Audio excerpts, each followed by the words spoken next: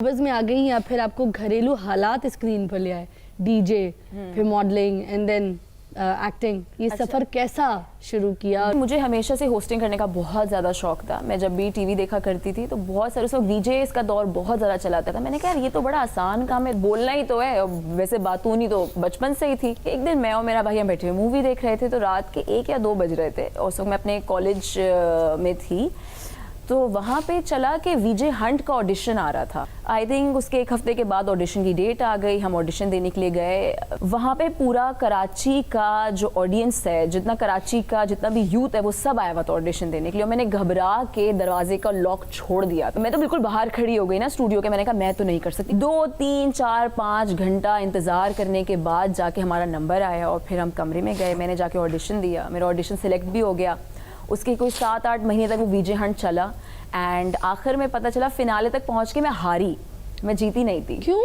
क्योंकि उस वक्त मैं छोटी बहुत थी एंड चैनल को ऐसा लगा था कि जो दूसरे उनके कंटेस्टेंट्स हैं वो ज़्यादा डिजर्विंग हैं। तो फिर 1 साल के बाद मैंने एक दफ़ा फिर से ऑडिशन दिया। उस ऑडिशन का कैसे पता चला? खोज में लगी? हाँ, उस ऑडिशन का क्या हुआ था कि हमारे सारे जो कंटेस्टेंट लड़का था वो एक चैनल के लिए उसने काम करना शुरू कर दिया। तो वहाँ हमारे सारे जो कंटेस्टेंट लड़का था? हाँ, हमारे साथ जो शो में कंटेस्टेंट था वो लड़का था।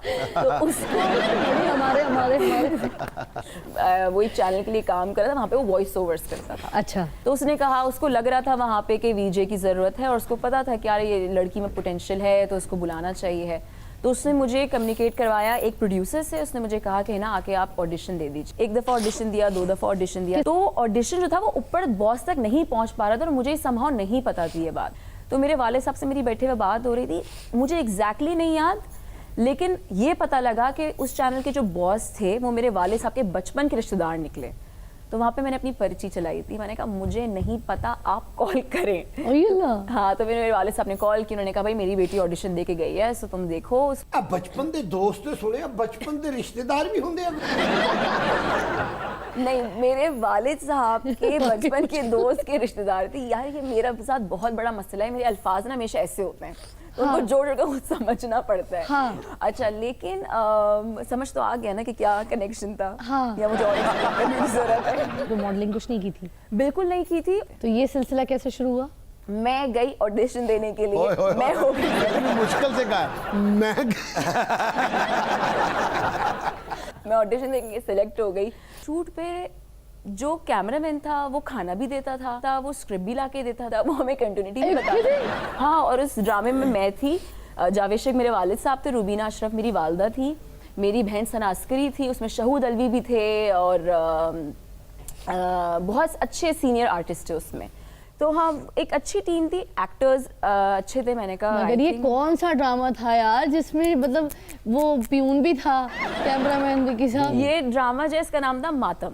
एक दफ़ा तो ऐसा तक हो गया था कि मैं, सना और हम सब गाड़ी में बैठे जाके, हमने कहा यार एसी तो चला, गर्मी हो रही है।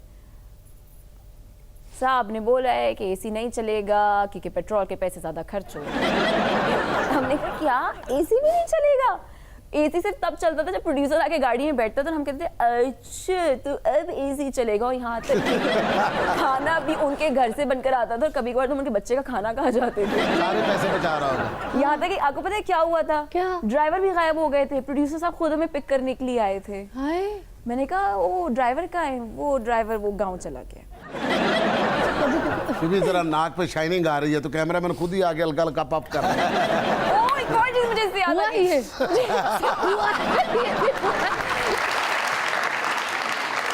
यार ये ड्रामे का नाम मातम बिल्कुल सही था, मातम ही था सेट पे। कि वो ड्रामा कोई 1 साल में जाके खत्म हुआ। 1 साल बर्दाश्त किया? 1 साल बर्दाश्त किया मैंने। फिर उसके कुछ वक्त के बाद जाके मुझे कॉल आई थी, आतिफ हुसैन की कॉल आई थी। वो ड्रामा कर रहे थे, उस ड्रामे का नाम था मरियम कैसे जिए। तो उसमें मरियम का कैरेक्टर था जो मुझे करना था। मगर सुनो, आतिफ हुसैन तो बहुत अच्छा डायरेक्टर है।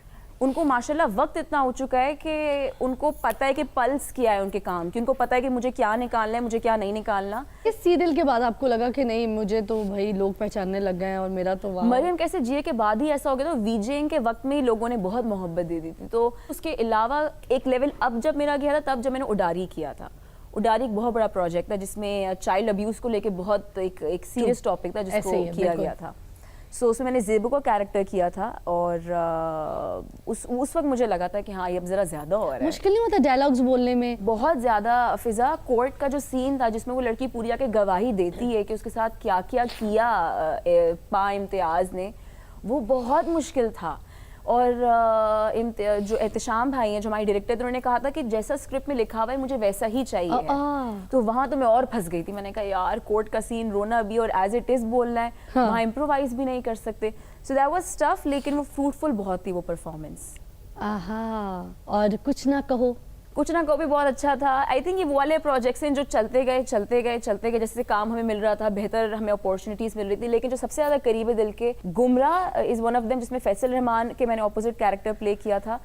क्योंकि फैसल रहमान की बीवी बनना स्क्रीन के ऊपर ये बड़ा मुश्किल काम था मेरे लिए फिजा, क्योंकि मैंने कहा यार मैं फैसल रहमान की बीवी कैसे लगूंगी, किस तरह से हो गए।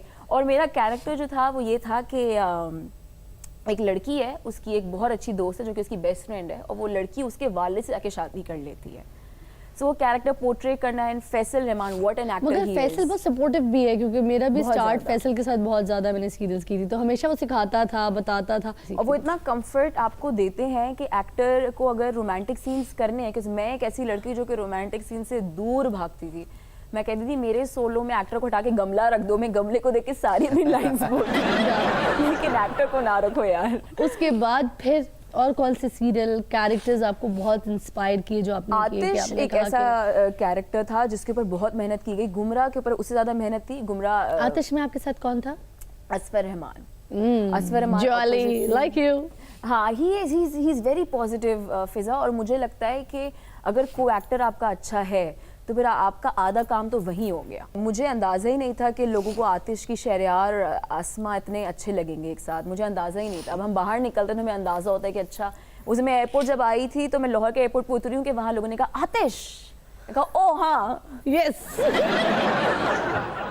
भाई आतिश की अस्मा से लोग मिलना चाह रहे हैं, और मैं चाह रही थी कि मैं असफर रहमान वाला डायलॉग आपको बोलूं और आप अपनी वो लाइन बोले जिस पे काफी डब स्मैश भी बने, काफी लोग परफॉर्म कर करके अपनी वीडियोस बनाते हैं आपकी वॉइस पे। तो मैं आपको अस्मा बनाती हूँ और आपका हाथ पकड़ रही हूँ। मुझे सिर्फ हाथ पकड़ लिया।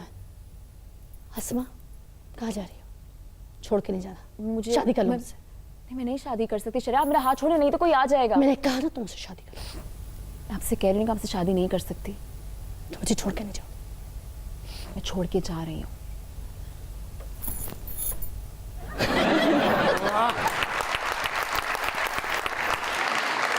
अच्छा जी, ज़मानी मंजिल के मस्खरे कॉमेडी सीरियल्स भी किए आपने। हाँ।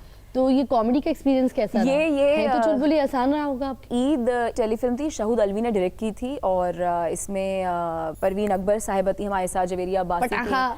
हाँ, परवीन अकबर के साथ काम करके मुझे इतना अच्छा लगा है। हमारे साथ सलीम मिराज साहब थे। What an actor he is, brilliant actor. तो मुझे नहीं पता था, मुझे लगता था कॉमेडी में ना हमेशा बहुत लाउड होना पड़ता है। मुझे उसमें एहसास हुआ कि कॉमेडी जितनी सीधी और जितनी ज़बरदस्त होती, जितना आप सीधा